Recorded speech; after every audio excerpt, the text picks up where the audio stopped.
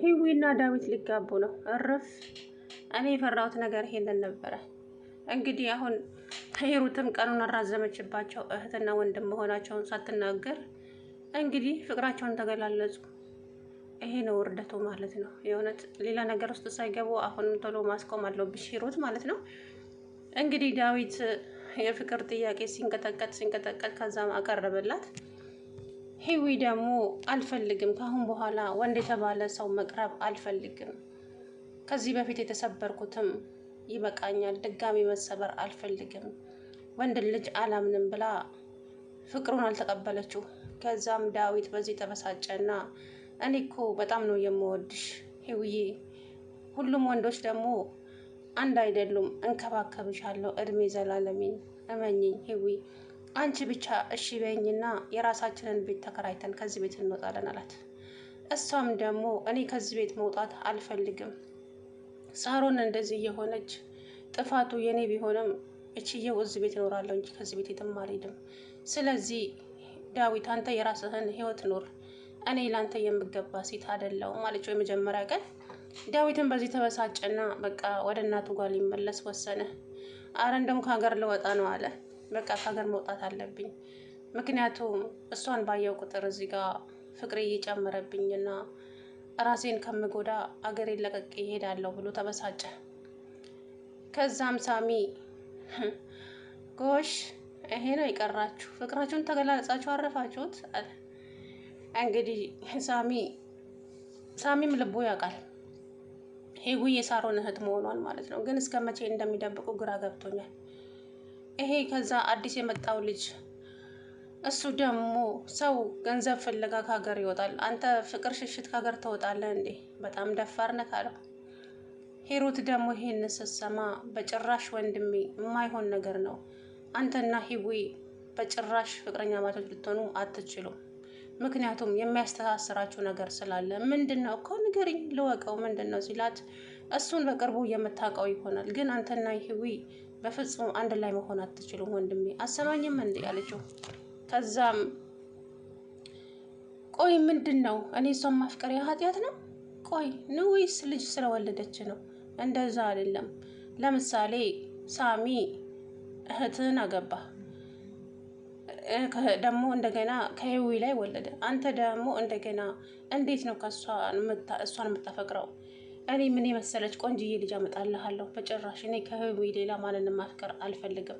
እንግዲህ ስማኝ ወንድሜ ብላ ከሂሩት ጋር ተጣሉ። የመጀመሪያ ቀን እሱም በጣም ተበሳጨና ቤቱን ጥሎ ወጥቶ ውጭ ቁጭ ብሎ ብቻውን ይስተግዝ። አሰላሙ አለይኩም ወራህመቱላሂ ወበረካቱ። ውድና የተከበራችሁ የቻናሌ ቤተሰቦች እንዴት ናችሁ? እኔ ያለው አልሐምዱሊላህ። እንግዲህ ሂዊ የህይወት መንገድ ዳዊት ፍቅሩን ገለጸላት። ከዛም በሁለተኛው ቀን ሳሮን ከስራ ስትመጣ ሂዊ ቁጭ ብላ ነበር ከዳዊት ጋር ሳሎን። አንቺ ምን አባሽ ትሰሪያለሽ እዚህ ብላ ዘላ መታ ጉሮሮዋን አነቀቻት። ሂዊ ዳዊት ማለት ሳሮን ልቀቅኝ፣ አሳምምሽኝ፣ እንደምናርጊ ነው የምትይኝ? እገልሻለሁ። ለአንቺ ይሄ ሳይሆን ጩቤ ነው የሚገባሽ፣ ደግሞም አደርገዋለሁ፣ ጠብቂኝ። አበዛሹ አሁን አለና እጇ ምንጭቅ አደረጋት። ከዛ ከአሁን በኋላ ሂዊ ላይ እጅሽን አነሳለሁ ብትይ ሲጥ አድርጌ ነው የምገልሽ፣ እመኘኝ ሳሮን አላት ዳዊት። ጭራሽ ዘር ብለው ወደዛ እባክህ ምን ይመስላል አለችና ገፍትራው ሄደች። ከዛም ሂዊን አየት ተረጋትና ጥሏት ወጣ። ምክንያቱም ፍቅሩን አልተቀበለችውማ ተናዷል ማለት ነው። ከዛም ዳዊት አለችና እጁን ያዝ አደረገችው።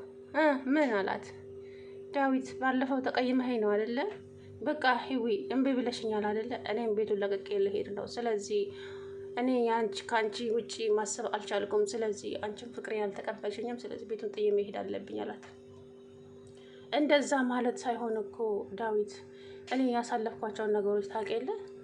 በዛ ላይ ደግሞ እኔ ላንተ የምገባ ሴት አይደለሁም። ድጋሜ ልቤ እንዲሰበር ስለማልፈልግ ነው እንጂ ጠልቼክ አይደለም። እና ምን አላት ዳዊት፣ እኔም እኮ ላንተ ስሜት አለኝ አለችው። ከዛ እና ፍቅሬን ተቀበልሽኝ አላት። አዎ እረፍ። ከዛ በደስታ ሲተቃቀፉ ሂሩትና ያ ልጁ ከውጭ መጡ፣ ተፋጠጡ። ከዛ ሳር ማናት ሂሩት እብድ ሆነች። ከዛም ይሄ ልጁ አንቺ ምን እያደረግሽ ነው? ቆይ እነኚህ ልጆች እኮ ፍቅራቸውን ተገላለጹ፣ ቀጣይ ደግሞ ሌላ ነገር ውስጥ ይገባሉ። ምን ሆነሽ ነው? እባክሽን ሂሩት አቁሚ እያደረግሽ ያለሽውን ነገር እንዴ! ሌሎች ልጆቹ ህይወታቸው እየተበላሸ ነው። ወንድምና እህት እንዴት ነው የሚጋቡት? አረ እባክሽን ሂሩት ቆም ብለሽ አስቢ እያለ እንግዲህ ልጁ አፋጥጣት። ተወኝ ተወኝ፣ እኔን ማበዴ ነው። እሷ የራሷ የምትፈልገው ነገር ስላለ ነው ሂሩት ማለት ነው። ምክንያቱም የእህቷን ልጅ አግታባት ሳሮን ማለት ነው እሱን አስለቅቀዋለች። አሁንም ደግሞ የሳሮንን ወንጀል ካጋለጠች በኋላ ዳዊትና ሂዊ እህትና ወንድም መሆናቸውን ትናገራለች። ግን ያ ነገር ደግሞ ዘገየ። አሁን ቶሎ መናገር አለብሽ ሂሩት፣ ነገሩ ሳይብስ ማለት ነው። እና ይህም ልጁ አጎቱን የገደለችው ሳሮን ናት። የስንት ሰው ወንጀል ነው ያለባት? ያ ኢላሂ። እንግዲህ ይህንን ጉድ በተደጋጋሚ ደግሞ ከነሳሮን አካባቢ ስልክ ይደወላል፣ ከእናቷ ቤት አካባቢ ማለት ነው። ምክንያቱም ሂዊ የእነሱ ልጅ እንደሆነች ደጋግመው ይነግሯታል ለሳሮን። በፍጹም እኛ እህታችንን አግኝተናል፣ ሌላ እህት የለንም ብላ ስልክ ዘጋች። አካባቢውን ደብረ ዘይት ያሉበትን ቦታ ሁሉንም ነገሯት ለሳሮን። በፍጹም ሊሆን አይችልም ወንድሜ ተሳስተ ሊሆን ይችላል ብላ ስልክ ዘጋች። እና ታዲያ ሂዊና ዳዊት ጉዞ ወደ ፍቅር፣ ቀጣይ ደግሞ ሌላ ነገር ይፈጠራል። አቤት ውርደት! ከዚህ ሁሉ ሂሩት ቶሎ ብለሽ ሁሉንም ነገር ተናግረሽ ነገሩ ይቋጭ። አንቺም እህታቸው እንዳልሆንሽ ለምን እዛ ቤት እንደመጣሽ ሁሉንም ነገር ከተናገርሽ በኋላ ዲኤንኤኑንም እንግዲህ ቀይራ ነው። ገብቷቸዋል አይደለም? የሂዊን ዲኤንኤን ቀይራ ነው እነሱ እህት እንድትሆን ያደረገችው እሷ ሂሩት ማለት ነው እንጂ እህታቸው አይደለችም። እንግዲህ ሂዊ ናት ትክክለኛ የሳሮን እህት። ሳሮንስ እንደዚህ ያሰቃያቻት ስቃይ ሂዊ የሰማች ቀን እህቷ መሆኗን ስታውቅ ምን ይሰማት ይሆን? በጣም ነው የሚያሳፍረው በእውነት። አሁን እንግዲህ ቶሎ ሌላ ነገር ውስጥ ሳይገቡ ዳዊትና ሂዊ ሂሩት ቶሎ መናገር አለብሽ። በጣም ነው የሚከብደው። እኔ አላውቅም፣ የእውነት ይከብዳል። እኔ ለእነሱ ከበደኝ ማለት እህትና ወንድም እንዴት ሊፈቃቀሩ ይችላሉ? ኧረ ቢስሚላ በጣም ነው የሚያስጠላው። ለማንኛውም እንግዲህ እሱ ፈጣሪ ይሆናቸው። ሳሮንም እንግዲህ ይህን ከሰማች ታብዳለች። እኔ የእናትህን ልጅ ለሷ ጠበቃ ትቆማለህ አይደለ? እመነኝ እሰራላችኋለሁ ዳዊት፣ ሁላችሁንም አልለቃችሁም። እኔ እናንተን አያደርገኝ የዛን ቀን እያለች ብቻ ዛቻ ብቻ። እሷም ነገሩ እህል ውሃ እያለቀ ነው። አሁን ግዴታ ወደ ህግ መቅረብ አለባት ሳሮን ማለት ነው። በጣም ብዙ ወንጀል አለባት፣ በጣም ብዙ ማለት ነው የእውነት። ስለዚህ ግዴታ ተገቢውን ቅጣት ማግኘት አለባት።